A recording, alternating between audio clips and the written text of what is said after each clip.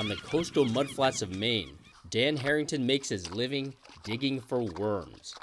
But he's not looking for just any worms. Just don't ask me to eat one.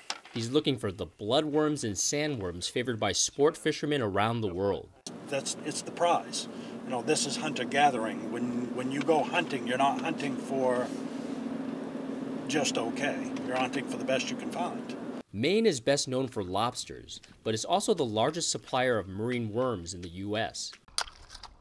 But Harrington and his fellow wormers haven't been finding as many worms as they used to. Like bloodworms. Since 2004, Maine's catch of bloodworms has dropped by more than half, and sandworms, also known as pileworms, have dropped by 2/3.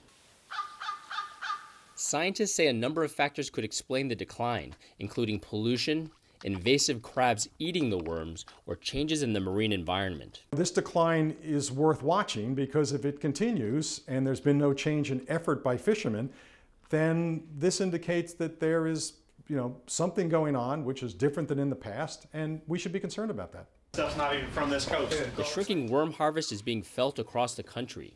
Glenn Shadaris buys marine worms from Maine and sells them to bait shops across Northern California. But he can't get enough to satisfy his customers. At the end of the day, if I had more bloodworms and pileworms and I could meet the demands of all of my customers, that would be great for us. But right now, we'll just keep bringing in what we can, and we'll split it up as fair as we can and just try to help ourselves and our customers to the best we can. Chris Folster is one of those customers whose bait shop is feeling the shortage, especially now at the peak of striped bass fishing season. And if you don't have pileworms, you don't have the bait everybody wants. It's the #1 bait for stripers at the moment. Got to have them. If customers come in and we don't have them, they leave.